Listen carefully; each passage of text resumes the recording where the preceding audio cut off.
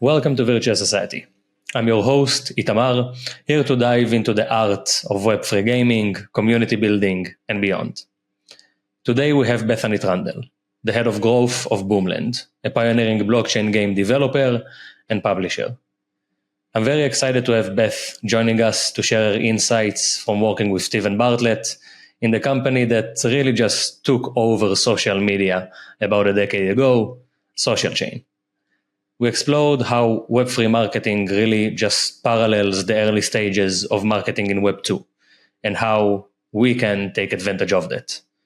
This was a fascinating conversation that I learned a lot from, and I hope you will too. Enjoy the episode. Hello, Beth. Thank you for joining us. Thanks for having me. Great having you. So I want to first ask, what is Boomland and why does it matter? Okay. Yeah, it's a good question to start off with.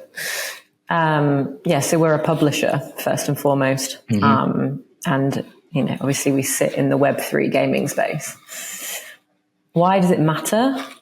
Well, I feel very fortunate to have joined this team. The reason being that Hannibal, our CEO, and Serhat, our COO, they're absolute veterans in the mobile gaming space. They've come over from Boombit, which is it's the Web2 iteration of Boomland. It was the original. It's successful. It is one of the most successful mobile gaming studios in the world.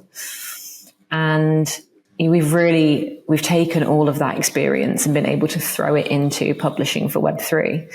And I think where it's certainly initially why it was different, was that the whole focus was developing games that were fun. That was it fundamentally, but also using proven game loops that actually benefited from the integration of blockchain technology. We weren't just shoehorning it in, and we weren't building games around it. It was, okay, we have a game loop, we know it's successful, but we can take this game to the next level with integration of this technology.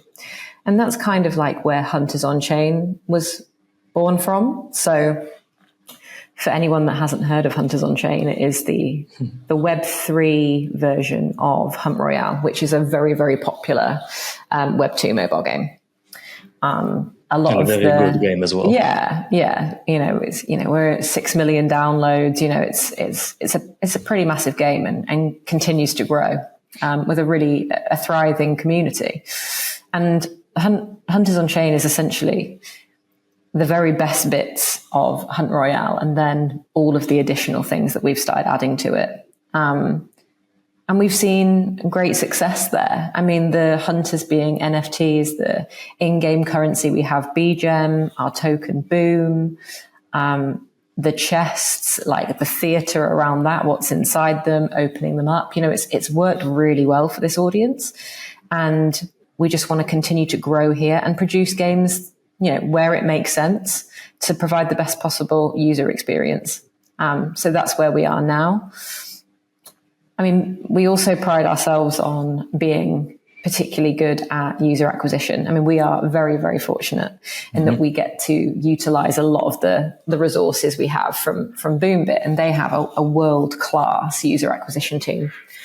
And so it's meant that we've been able to put together a lot of theories around building this bridge between Web2 and Web3 gaming and what that looks like, and really put that into practice. So I would say, now more than ever, we are really close to being that middle ground, taking people all the way through from Web2 traditional game loops through to soft tokenized games, and then all the way through to fully tokenized games such as Hunters on Chain.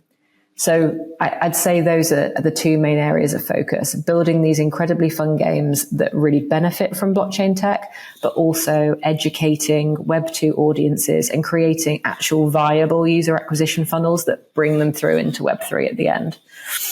And you're doing so by pretty much utilizing your Web2 exposure into pretty much converting them by utilizing the same IP into the Web3 version, if I'm getting it Yeah, exactly. correctly. Some of our most prominent holders in Hunters on Chain are actually, Hunt Royale players who had famously been, Web2 players. And actually we have been able to bring those guys on board, and they're real advocates now for Boomland and what we're trying to do. And it's been like a real process where we've been educating each other. So we have benefited so much from hearing them question the things they don't understand about all the Web3 jargon that we could throw out there. Yeah. And at the same time, we've been able to educate them on why this technology matters and how it can benefit them. So it's been a really good relationship. Yeah. And I think Hunters on Chain, from my perspective, from my experience as a player, it felt very much like a Web2 game with like Web3 moments, I would say. Yeah, so exactly that. It doesn't harm the loop in any way. It just, like everything Web3, takes a bit more time to claim your reward or whatever. But that's a very minor, let's say, price to pay compared to other versions or competitors in the same field. So I think you've kind of built with it in a very smart way. And I very much liked, like, Hunters on Chain I think is a very good game. And I'm not just saying it because you're here. Thank you. You're here because I'm saying it. I mean, it's a good point you've made actually about it being a price to pay. Like literally that's it. As soon as these things start to cost less, inevitably that journey for users and that reward distribution is going to speed up, and it's just one of those things. And, every single Web3 game will talk about, how you make it sustainable when you're also trying to offer, a gasless or a semi-gasless experience to your end users. Exactly. And we need pretty much the technology to catch up. So it's somewhat of an everyone's problem at the moment, but like everything else, it will improve. So I wanted to dive deeper into your role within all of this. So can you share a little bit about your role in Boomland and just like your day to day? Yeah, so I'm actually head of growth, which also encompasses marketing. So it's an interesting role because it covers a number of key areas. So it's working with our marketing manager to help grow and communicate with our community, but it also sits on the partnership side as well. And of course, those things are super interlinked. I've been at Boomland now for 18 months. Yeah. Or maybe coming up to 2 years. And it has been a pretty wild ride. And a lot to learn. But my day to day is really thinking about how do we fix the comms problem that Web3 seems to have, right? I mean, we're all trying to do that. We're all sitting there like, oh God, how do I position this? How do I say this? How do I communicate this? And that is largely what it is. But it's also thinking about, okay, what's the bigger picture here? Like, how do we generate as much growth, not just for ourselves, but other projects in the space on our chain? Because ultimately it's mutual growth that leads to mass adoption.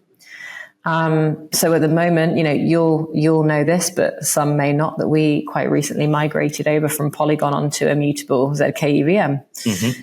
That made absolute sense for us because it brought us closer to the gasless experience that we're looking for, to really grow the game. And the immutable team have been incredibly supportive in getting us there. But now it's like trying to build those relationships with other people that are also building on immutable, who also have the same values and vision as us, and thinking about, okay, how do we pull those resources to create more buzz, more eyeballs, and ultimately help each other grow. And that's going to be a big focus for us now that we've moved over to immutable. Amazing. I mean, that's one part of it. And the other part of it is just, we are at a very significant phase in our own project roadmap. So, Hunters on Chain is getting there. Of course, there is so much more content to release, more features to build. There always will be. It's an ever growing monster, that game. But it's also, okay, how do we effectively start to scale this project? How do we start to scale this economy, introduce new games, which we are doing in the next couple of quarters? And then after that, it's how do we launch a token?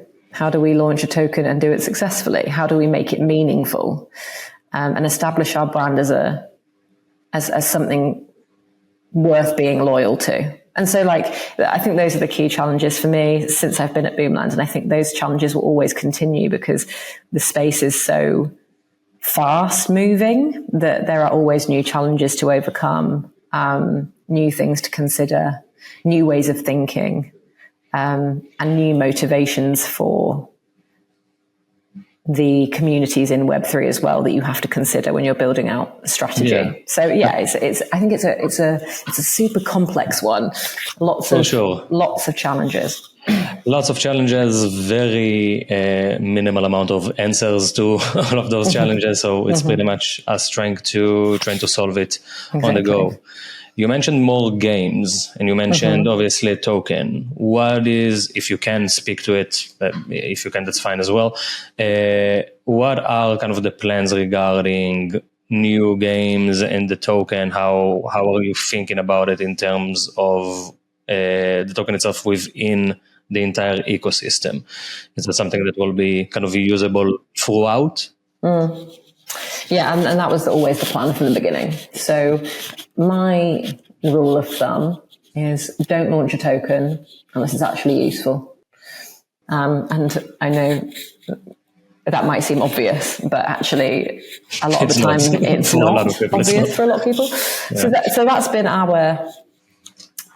a real North Star for us, is getting to a point where it's like, okay, we have created enough features that people actually want to utilize where a token becomes justified. And that will be our aim for every single game that we release that requires Boom as a token. There should be complex and interesting token syncs in every single title, which truly benefit the gamer and their experience within that game. Yeah, so the idea is that will follow through into every major fully tokenized title that we launch. It might not always be the case. There are some soft tokenized titles that we're looking to launch where people are able to earn BGEM exclusively rather than Boom. But for any fully tokenized game, it's key for us that those features are in place from the moment that game launches. So it becomes so the economy is sustainable as we grow. Otherwise, you end up with so much of your token in the wild. Inevitably, what value does it have at that point? So it's really important for us to be able to create that constant stream of income through feature use. Yeah, it makes a lot of sense. So from what I'm getting, both BGMs and Booms are not necessarily only native to Hunters on chain, but they will sell other games as well. Yes. Yeah. Got it. Okay, very interesting. I didn't know that. That's very interesting to me. I want to go a bit into your early beginnings and the stuff that you've done before joining Boomland. So can you kind of share some of your background before? How have you? What made you take the red pill and join this crazy weird space? It's actually quite a funny story. That you're operating in. Yeah, it's quite a funny story, actually. So my history is that I actually used to work for an agency, like a marketing agency called Social Chain. And this was back in the day when everyone was building communities on meme communities on Twitter. And our whole business model was building communities on Twitter. Nice. And at one point, we had so many of them that we could make anything trend globally in about 20 minutes. Crazy. So and did we make some money out of that? There were brands all over the world flocking to utilize this because no one else could do it. And then we started building them on Facebook and building them on Instagram. And then it just grew from there. Suddenly we were the owner of these now, what we would call media brands. And I ended up being the head of brand for not gaming related, but food related, a food related brand where we had, I think it was 9.5 million community members globally. Crazy. So that's when I kind of got into that, and it was super fun, exciting, and understanding what it took to kind of create this viral growth across social. And then following that, I did a few other, I dipped my foot into a few other industries, a lot of festivals, a lot of events, a lot of music. Nice. And then one day I got a phone call about this job working in Web3. And I was like, I've heard of NFTs. And actually it was an artist I was working with at the time, Richie Horton, is a big techno DJ. He was actually at the time releasing a collection of NFTs. So I'd watched a sale happen, and I'd been directly involved in kind of promoting that sale. But largely my knowledge of the space was extremely limited. Mm-hmm. Then I got the job, and then fully immersed myself into it and realized a lot of really interesting things. Once you get your head around the jargon, and you get your head around the technology, and you get your head around what everyone's kind of trying to build, you start to see real similarities in how Web3 is growing compared to the very early internet. And actually, I looked at a lot of the things you have to do to drive brand loyalty, to drive community growth. And it's only exactly the same strategy as it was right back at the beginning when I was building those communities from scratch on Twitter. Same thing, same premise, same, okay, we are going to drive growth through partnerships and create kind of mutual audience growth. So that's kind of how I got into it. And I found it challenging, but also, I actually love it. Yeah. And I still love sitting down in a room with my friends even, and them being like, what's your job? And me being like, well, I do this. And they're sort of like blank faces. And then having to like talk them through it and kind of bring them up to speed, and kind of seeing this, sort of this understanding come to them of kind of what it's all about. So that's how I ended up here. And, I've loved the journey of it. And again, I've been so grateful to work with the team that I've got, because they are truly brilliant at what they do. And I have definitely benefited from having been around them. Nice. Shout out to the Boomland team.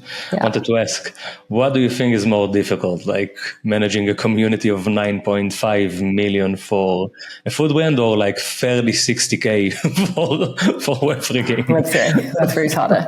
Like when you're just posting videos of pizza, people have a lot less to say. Yeah, so I love it. Yeah, exactly. There's significantly more involved with community management in Web3. So it's not quite as simple, but there are, it's a whole other level of. Like 1,000 is a million. That's kind of the. Yeah, no, absolutely. I mean, it's great because you get such good feedback and you build such good relationships with the community, but because it becomes so personal, you become so sensitive to how everyone feels in a way that you wouldn't, I don't think, if you weren't so emotionally invested. And I think that's why it's so different. I think it can take a toll on you in a different way because you are. It could burn you out for sure if you're not careful, and because it's a 24/7 thing. Like if you're not careful, then you'll be there 24/7, and you need to make sure that you are detaching a little bit. Exactly.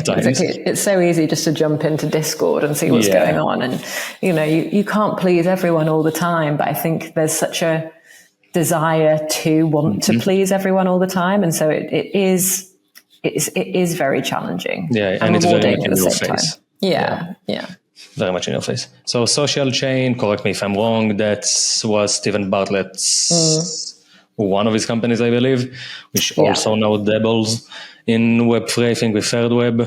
Shout out to Third Web. I think we worked with them for in a few cases, so shout out to them as well.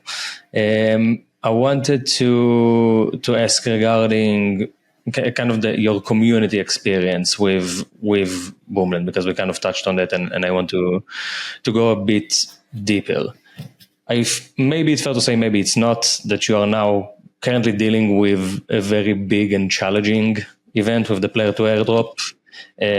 I'm looking at it from a community perspective, because we also launched a few things recently, and I know it could be extremely challenging. I'm not sure if that's the biggest challenge that you ever came across, but I wanted to ask you both, what is the biggest challenge that you ever crossed, and how did you solve it? And if it's that one, then great. But if it's not, then I'll go back to that one as well, because I'm curious.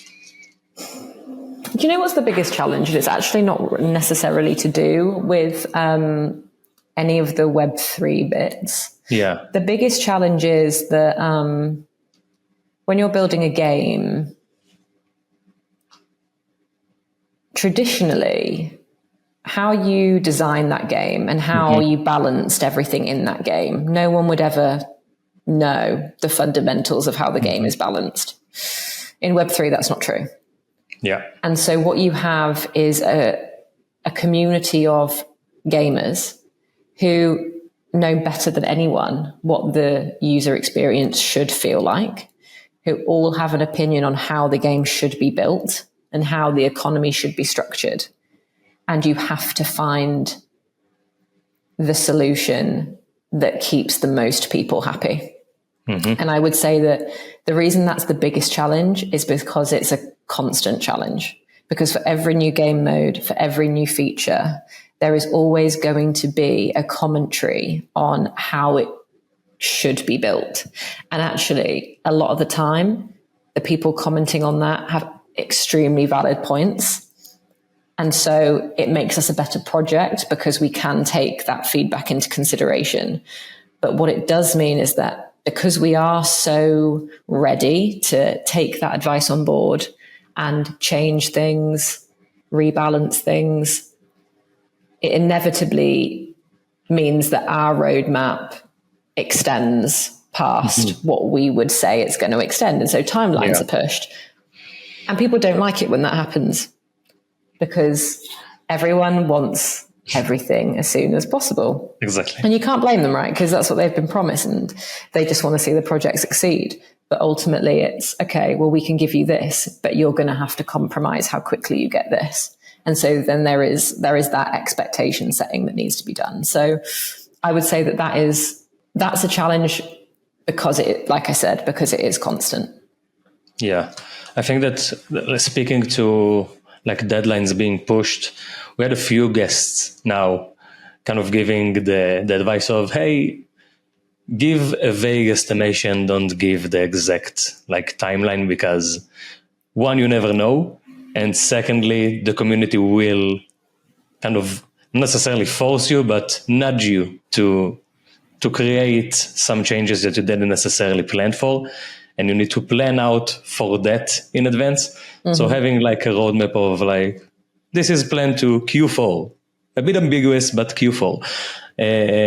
Usually was one of the most common advice that we've gotten from guests on the show, which I assume you will agree with. I mean, believe me, we are definitely Q4ing. It's all, that 100%. Nice. We try not to be too specific because you just don't know when something else is going to come up. Or even if it's not advice, it's like, oh, we've actually thought about a way that we might do this better, but to do it better, it's going to take a little more time. So, you know, sometimes we do it to ourselves, but I think it's crucial not to kind of over promise. That's what I really want to steer clear of is over promising on stuff. Yeah, for sure.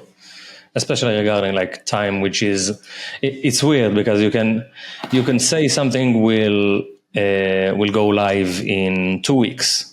And just because you've said it, everyone are now waiting for it. But if you said it will go live in 3 months, no one would necessarily care. So you're kind of creating your own issue. So I totally see that. So I'm tracking back to the player to airdrop. You've seen like a huge increase, I believe, in terms of people playing and people active, probably people annoyed Yeah. on Oh, yeah. Discord and opening tickets and whatever. How was that experience like? And if you could go back, like I think a month ago, if you could go back like a month or two ago and change a few things and be better prepared, what would you have done? Hire more mods. I think that is probably actually quite a serious one, because although I just don't think we thought about it. Like, we didn't think about how many more questions there would be. And like, we're very used to the kind of questions that we get, because up until the point where we did play to airdrop, the audience in our Discord had been super consistent. Yeah. Everyone was very aware of Boomland, the project, had all of the, they knew all the stuff. All the context, they knew it, yeah. right? So, and then suddenly people are coming in and they're asking, like, what is it? And so, like, we hadn't necessarily briefed our mods in to do these kind of full educational spiels on the project and what we're going to deliver and how we're going to move forward. I would definitely do that, because that was definitely stressful for them, to be honest. And I would hate to put any more stress on them. So we will definitely be upping the number of mods that we have in the Discord going into season 2. How much do you currently have? I think we have 8, but there's someone in obviously 24 hours a day, and we try to do 2 at a time. Yeah, but I would like to get to the point where we're able to do their shifts a little bit nicer for them and just make, it's hard dealing with people all day. So I just want to make it a little easier for them. Are there international channels as well? Yeah. Like specific languages? Exactly. That's what we avoided thus far. Like, I'm trying to avoid it as much as I can, because I'm very stressful about people talking in a language that I don't know what they're talking about. Also, like, I can't solve your issue because I can't understand like the conversation. Exactly. I mean, we're super fortunate that we also have this ambassador program, which is like rewarding our community members who are super active on a monthly basis. So they kind of act as secondary mods. Yeah. And so some of those guys are multilingual, so they're able to manage some of that for us as well. So it's actually been really useful. Yeah. Well, we have a couple of mods that are, all of them really, are multilingual. So they are like solving for specific cases, and we're trying to like funnel all the bugs and issues and whatever to Zendesk, to a ticketing system pretty much. But in terms of actually rewarding the community, we have a different way of doing that, I would say. I don't think we'd reward them in a different way. I think that we would give them more clarity on the way that those rewards have been calculated. Got it. Because all of that is valid. And so I would never say that the way that has been calculated is wrong. I think that we would simply add a layer of transparency on this is how it's being worked out. Yeah, it makes sense. And speaking of like pretty much community management strategies, transparency is also something that is a recurring theme with a lot of the episodes that we've done. How do you kind of balance between being as transparent as possible while still making sure you're not giving too much away? So I break this into 2 areas in my brain.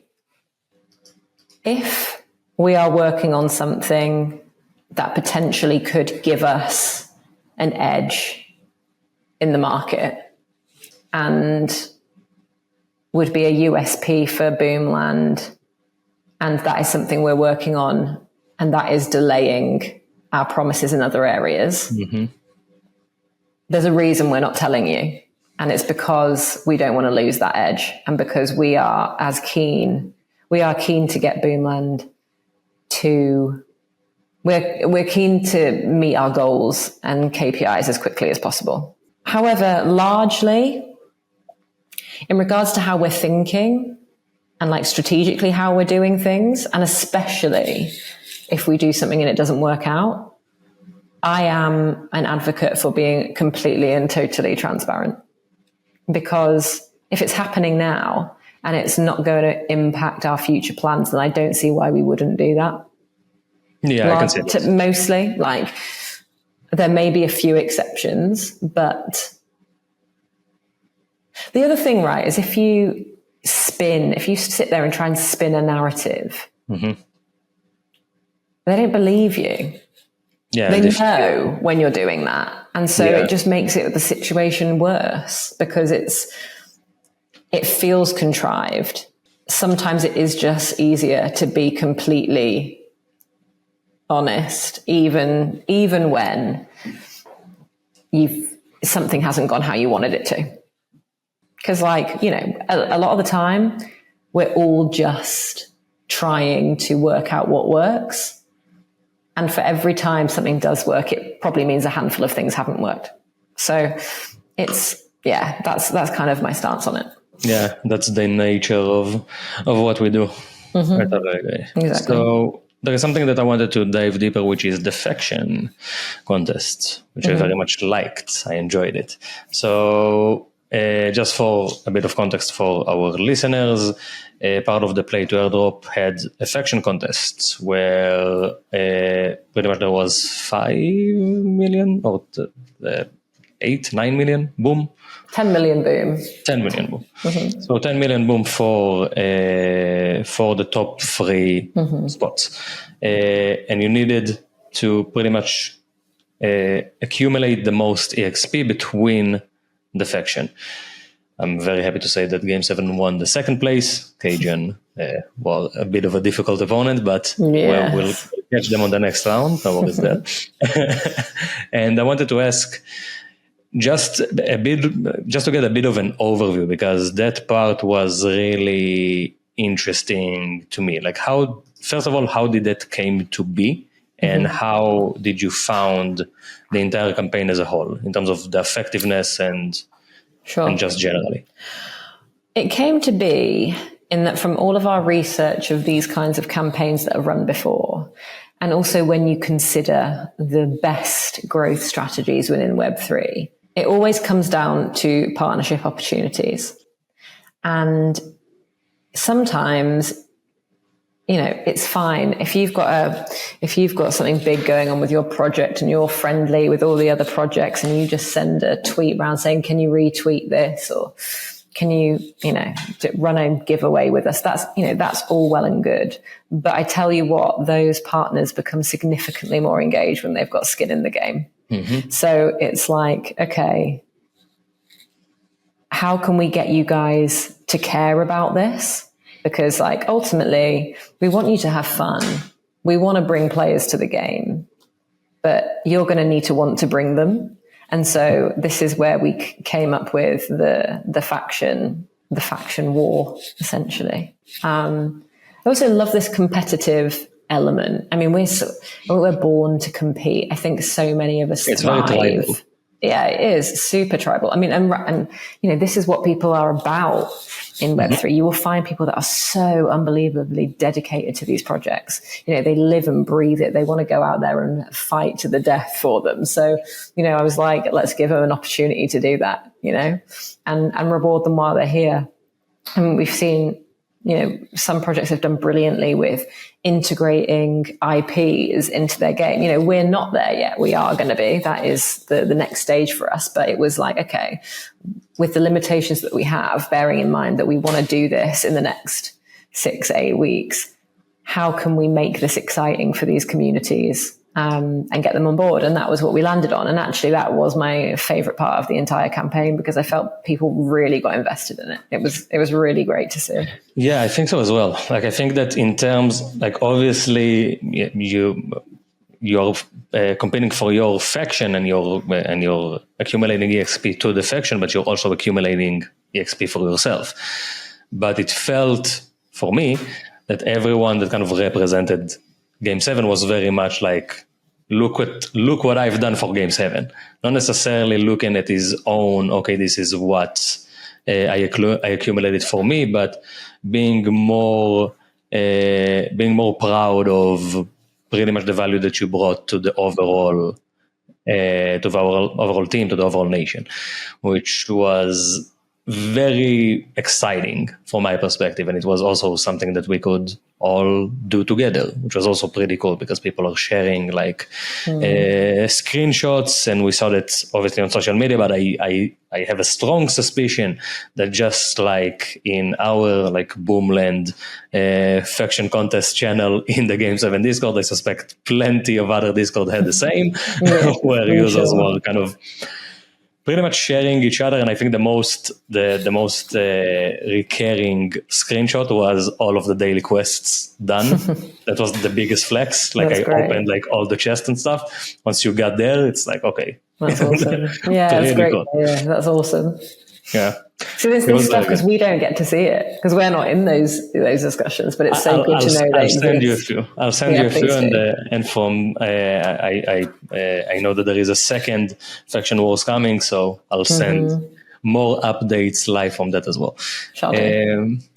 In terms of just marketing in Web3 gaming, so how do you really just stay updated? Because you mentioned that you kind of look at Web3 in a similar way to your first pretty much experience with communities, which was very much the start of Web2, if we can kind of frame it in that manner. Is there anything, if it's obvious that you're taking things from the past experience there, is there anything that you are looking at or consuming on the day-to-day in order to improve your skills? It's a good question. It's just me being selfish, like I'll be honest. That's a question for me. Yeah, I like to keep an eye on what everyone else is doing. I mean, I think it's pretty much the usual stuff, go and hang out in some spaces with people you respect and try and pick up, what's the new meta, what's coming in, what's everyone talking about, how can I utilize that? I think that you learn through conversation, and like I think it is actually quite easy to get fully immersed into this space when you know the right kinds of people to follow and interact with.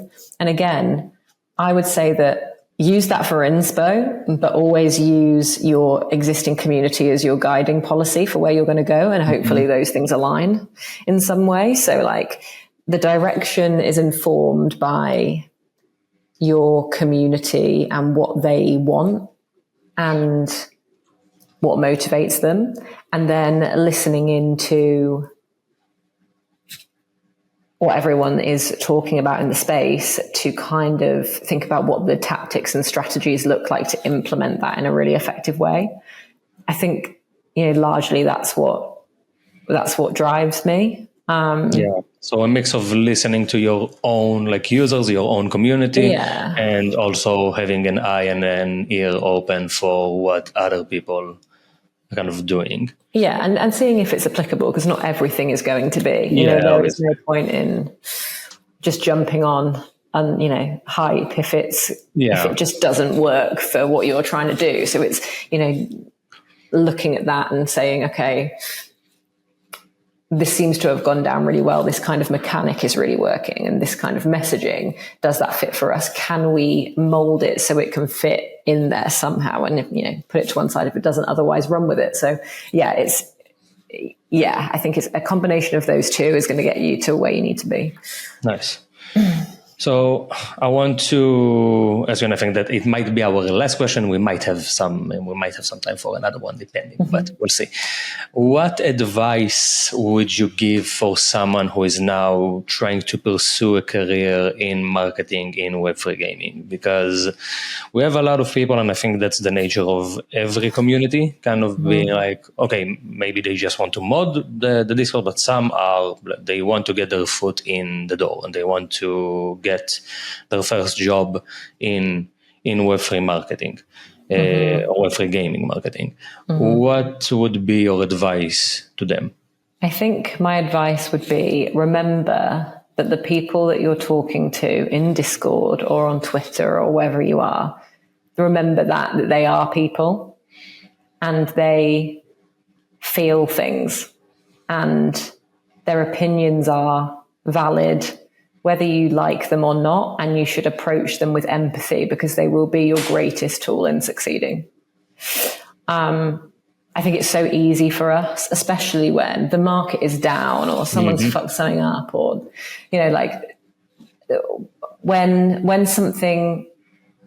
sentiment isn't great, for whatever reason it might be, whether it's space-wide or project-wide, it's very easy to feel like community members are against you, but that isn't necessarily the case. They are frustrated because they want you to do better. And a lot of the time they will be the key to how you get there.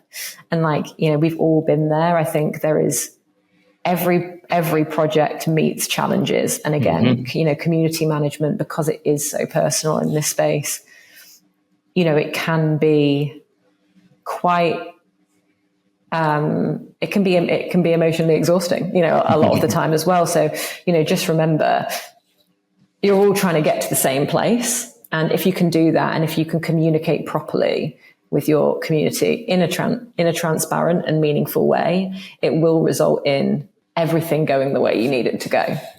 So yeah, that's what I would say.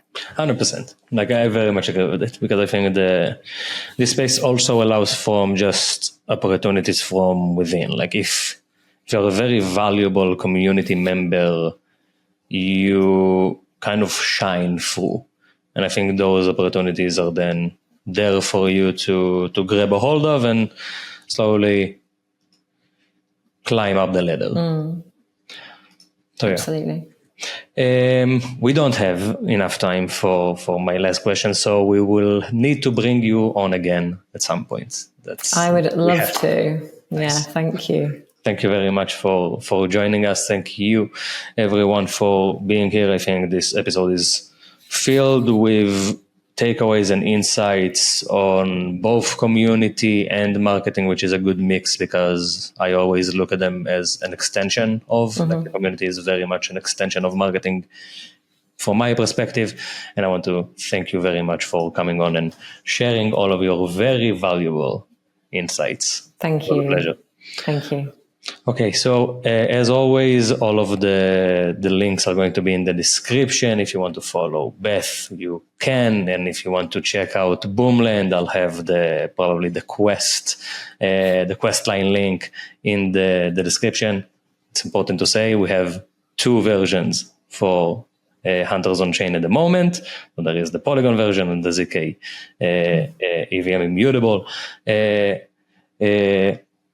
version. So I'll have both linked in the description. Hopefully we will have the join the faction link there as well.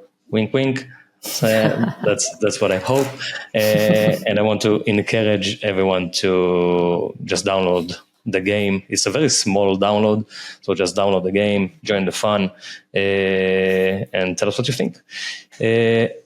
I also want to thank you, everyone, for subscribing, following, and sharing to help us attract more eyes to this platform and create more valuable content just like this episode.